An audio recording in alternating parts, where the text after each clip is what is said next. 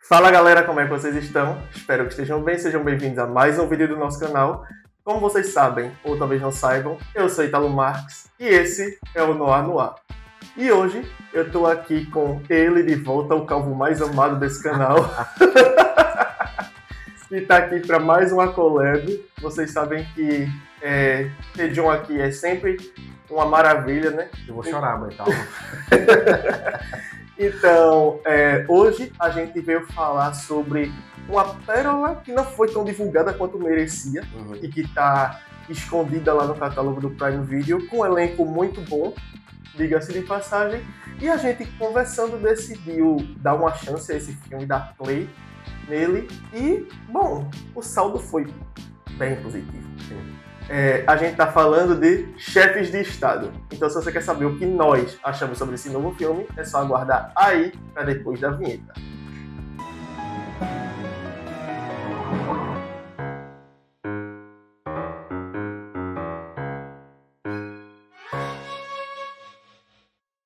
Bom, antes de a gente começar, vocês sabem que eu tenho que vir aqui e pedir para vocês darem like no vídeo, se inscrever no canal, ativar o sininho para não perder nenhuma das próximas notificações aqui do Noir, comentar, compartilhar, façam a parte de vocês daí, que a gente faz a parte da gente aqui para entregar conteúdo para vocês. Não vai funcionar para vocês, vai ajudar bastante a gente, desde já a gente agradece demais. Jabá feito, bora pro tema. Chefes de Estado vai nos introduzir dois protagonistas, um deles é Will Derringer, ele é o presidente dos Estados Unidos, que ascendeu ao poder de uma forma não convencional. Não existia de fato uma campanha nem uma carreira política dele pregressa a isso, e ele conseguiu chegar ao cargo máximo da nação americana através da popularidade que ele tem com as massas por conta do fato dele ser uma celebridade. Ele tem um histórico aí de filmes de ação que ele estrelou. Isso faz ele uma estrela de Hollywood, um astro, e aí, por conta disso, ele tem uma grande facilidade de falar com o público, de se comunicar com o público, e isso colocou ele no poder. É um caminho que a gente vê ele trilhar durante o filme todo, né? E também, ainda mais profundo, o filme não trata sobre esse tema, mas é muito bom elucidar como que na nossa sociedade, muitas pessoas que são famosas por si só, são consideradas aptas a serem políticos, né? A ser um servidor público. Ele não faz muito sentido, mas o filme ele não trabalha isso. Na verdade, não são políticos, né? A gente vê muita gente conquistar lugares de outras pessoas. Sim. Nos empregos por conta de network ou de fama.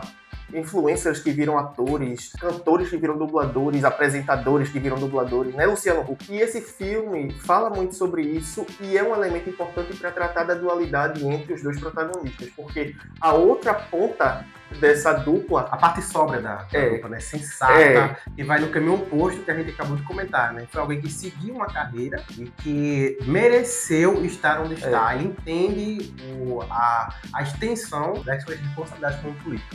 Que no caso é Sam Clark. O primeiro-ministro da Inglaterra, ele é um homem, como o John falou, extremamente sério, profissional.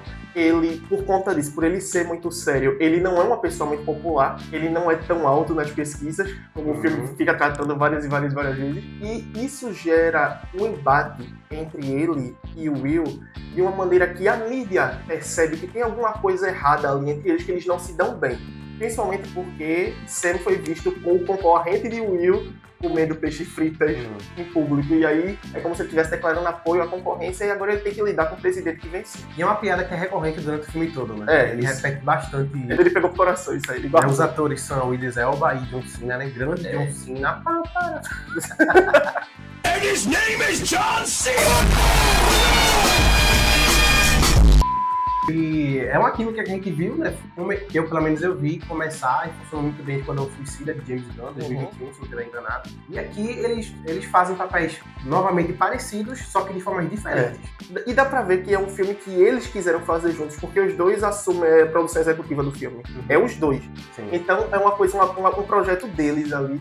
E funciona muito bem, porque a gente tem uma excelente comédia de ação em que os dois protagonistas, apesar de não se gostarem, eles se veem imersos em uma conspiração de nível internacional que eles precisam destruir, porque ameaça a vida deles, eles têm percalços aí, e a jornada dos dois para impedir isso, para acabar com quem está por trás disso, vai ocorrer em paralelo com eles aprendendo a conviver um com o outro. já que eles estão na mesma situação, eles estão sendo vítimas do mesmo plano e a partir daí eles vão começar a trabalhar juntos. O que, como o John disse, é uma coisa que resulta em algo muito bom, porque a dinâmica dos dois em cena é muito boa. Eles têm bons momentos cômicos, eles têm bons momentos sérios, eles têm bons momentos de ação. O roteiro do filme é bem competente. Ele entrega o que se propõe a fazer, né? A gente tem tanta comédia de ação genérica que eu devo admitir que quando eu dei o play no filme, eu achei que ia ser mais uma dessas. Sim. E quando eu me peguei ali na primeira meia hora de filme, que é quando tem toda a sequência do Air Force, eu fiquei, gente, eu julguei mal. O filme realmente é muito bom, ele é muito divertido. Você não sente o tempo passar porque ele é extremamente dinâmico e não de uma forma repetitiva. A gente tem muita cena de ação, mas cada uma de maneira diferente, as lutas, o elenco. A gente ainda também tem um grande destaque para a personagem de Priyanka Chopra, que é a terceira protagonista, né, a coadjuvante principal do filme. E eles têm uma dinâmica muito boa de trio também, os diálogos deles e tal. Então, é um filme que ele diverte bastante, porque a história dele mescla muito bem os elementos de ação, os elementos de drama e também a parte de comédia do filme, que também é um ponto forte, já que John Cena é um ótimo ator de comédia, né? Dessa galera que saiu do MMA, né, desse tipo de mainstream, eu creio que ele seja o melhor ator, né? É sempre aquele cara que é muito carismático, mas que ao mesmo tempo ele é fisicamente muito imponente. Uhum. A gente vê isso com o The Rock também.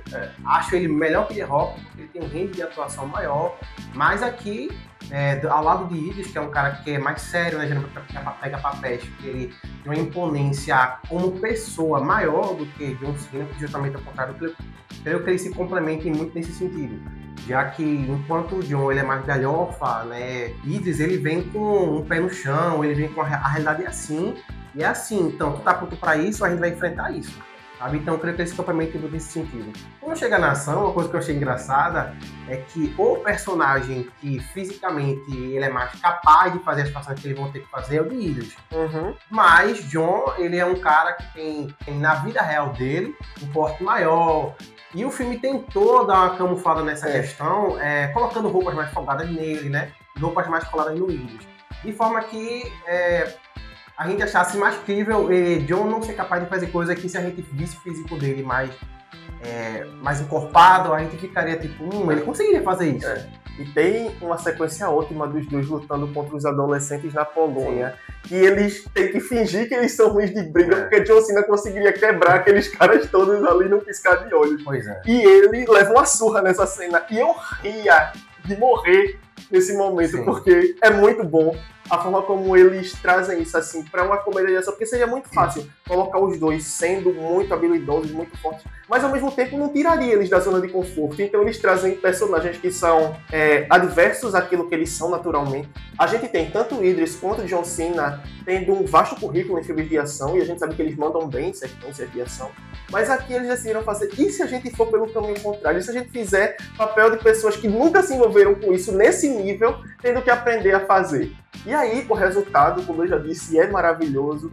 O resto da trama do filme também é muito interessante. A gente tem um vilão que provoca ódio e, ao mesmo tempo, ele é extremamente cruel nas sequências em que ele aparece. E a gente tem aí o Viserys Targaryen, traficante de armas. Pouco aproveitado, mas ele tá lá. Né? Eu acho que ele é pouco aproveitado também. Porque tem pouco tempo de tela e Perry Considine é muito bom ator. A gente vê em Casa do Dragão e a gente sabe que ele poderia ter dado mais do que aquilo. E as nuances que ele tem para melhor apresentar não foram bem exploradas aqui, né? Já que ele tem que passar alguém.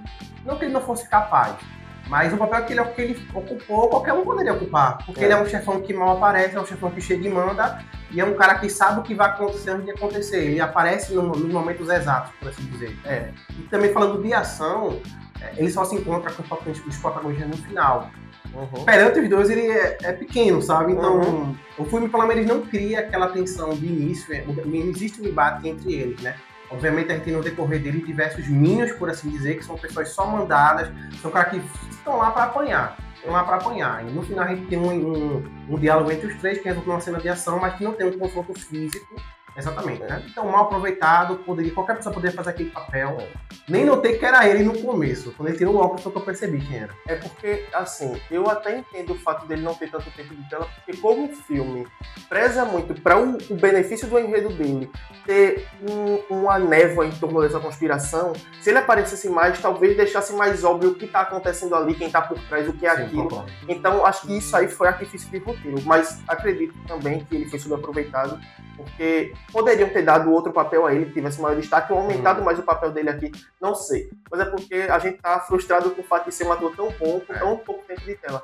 Mas a gente também tem outros aí que são muito bons também, tem pouco tempo de tela, como o Jack Quaid, que faz uma participação aqui. Grande Huey. A cena de ação dele nesse filme é maravilhosa. Porque quando ele aparece, ninguém dá nada por ele, ninguém diz que ele vai resolver nada ali, e o cara manda muito bem. E eu acostumado a ver ele em The Boys, que ele é sempre aquele cara que é protegido, sempre ele é muito tudo frágil, ele é uma pessoa é. assim, desajeitada, ele é meio nerdão assim que a gente, então... Ela é dizer. As soluções que dão pra ele resolver essa cenas de ação, que são num nível de complexidade bem alta, por assim dizer, são boas, são condizentes, sabe?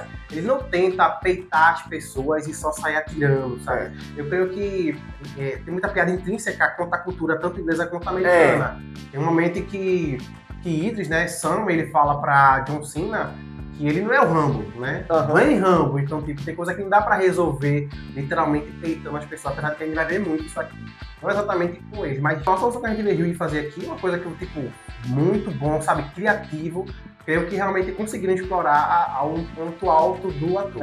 E o roteiro não coloca ele como alguém que é extremamente habilidoso. Ele é dado como louco. O cara fala que ele é um americano maluco. Então, ele tá ali, ele se sai muito bem nessa questão de ação. Eu gostei muito do papel dele, assim como eu também gostei dos outros atores. Então é um filme que ele é competente dentro dos padrões dele, das possibilidades dele.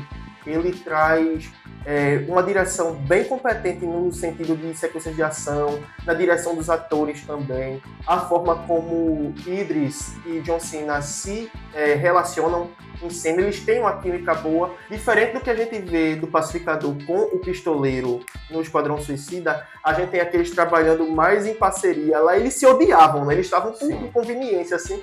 Mas assim, eu acho que aqui eles têm uma dinâmica de cena mais próxima um do outro, eles têm mais tempo, porque eles são os protagonistas do filme só, né? A gente não tem outros personagens para eles dividirem tela, então aqui a gente foca mais na dinâmica deles dois e a gente vê que é uma coisa muito promissora, eles conseguem fazer vários outros filmes e a qualidade vai ser boa porque a dinâmica e a química que eles têm são muito boas.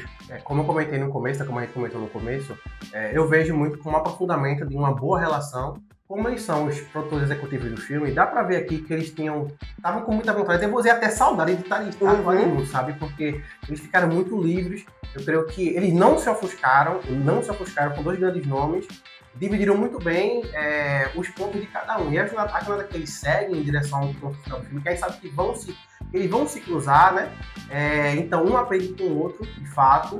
E como no começo quem era meio sem noção do que devia fazer quanto ao seu cargo, aprender um pouco mais de como ele tem que ser para servir seu povo, e quem não tinha muita popularidade e não sabia se expressar também, começa também a querer aprender a ter popularidade e se expressar bem, porque também ambas coisas fazem parte também do ser político. Porque foi um acordo, foi uma relação que veio para ser benéfica para os dois. Foi como se Esquadrão Suicida tivesse acendido a luz para eles. Eles viram ali, fizeram... olha, isso aqui pode dar certo. Vamos investir em fazer um projeto. Você citou The Rock. Eu acho que eles têm uma dinâmica parecida com a que The Rock tem com o Kevin Hart. Sim. Eles em cena, eles são muito bons. Tem uma liga muito boa. Podem não ter o mesmo arcabouço dramático. Quer dizer, Kevin Hart ele ainda tem um talento bom para drama. Quem assistiu Paternidade sabe disso. Mas eles dois aqui, eles têm uma dinâmica parecida. Só que eles têm um arcabouço maior. Então, o que a gente pode falar sobre Chefes de Estado? É um filme que ele tem um arcabouço político muito bom, ele não se prende só ao enredo da comédia de ação, não é uma coisa superficial, a gente vê que eles têm discussões muito pertinentes à política dentro desse filme aqui, principalmente no primeiro terço dele, quando a gente tem o embate dos dois, as discussões, a gente vê que tem um cunho muito sério no que eles estão falando ali, sobre carreira política, sobre como é difícil você galgar isso e como algumas pessoas conseguem com facilidade. e sobre a responsabilidade que você tem em assumir um post desse, porque a gente está falando de duas das pessoas mais importantes do planeta. Então a gente vê que o filme tem uma pluralidade muito grande de enredo, de narrativa e de temas que ele quer trazer, e ele faz isso de uma maneira muito competente, e junto com todos os outros gêneros que ele quer abarcar, ação, comédia, tem um pouco de romance também. Então é um filme que vale muito a pena para você dar a chance, você assistir, dar o play, você não vai se arrepender. Vale lembrar que ele é uma comédia de ação. Ele não é uma ação, ele é uma ação que tem comédia, mas ele é primeiramente uma comédia com ação. Então ele, como o Italo falou, eles vão ter temas que ele vai estar colocando ali, mas não é de interesse do filme estar aprofundando neles. Eles estão ali para compor a cena como um todo. É pra mostrar, tipo assim, a gente tá fazendo piada pra vocês aqui, mas aqui também tem conteúdo. Completamente então honesto. Honesto. Eu quero fazer isso, vou fazer isso e te entregar isso. Ele não tenta fazer mais do que ele é, e ele cumpre o dever dele dentro da possibilidade que ele criou ali. Muito bem. O parâmetro dele é esse, é isso aqui que a gente vai fazer, a gente vai entregar o melhor que a gente consegue. E eles fazem isso, sem dúvida nenhuma. Bom, galera, essa foi nossa opinião sobre Chefes de Estado. Eu espero que vocês tenham gostado. Se vocês gostaram, não esqueçam de dar like no vídeo, se inscrever no canal, ativar o sininho para não perder nenhuma das próximas notificações aqui no ar. Comenta, compartilha, manda esse vídeo aí pra galera que curte os temas que a gente traz aqui, os debates que a gente levanta, mas que ainda não sabe que a gente existe. Não precisa você se inscrever não, deixa ela vir, ter a própria experiência e aí ela decide se inscreve ou não. Não vai custar nada para vocês, vai ajudar bastante a gente e desde já a gente agradece demais. Se você é novato, vai ter mais vídeos linkados aqui no card para você conhecer mais sobre o nosso trabalho aqui no ar.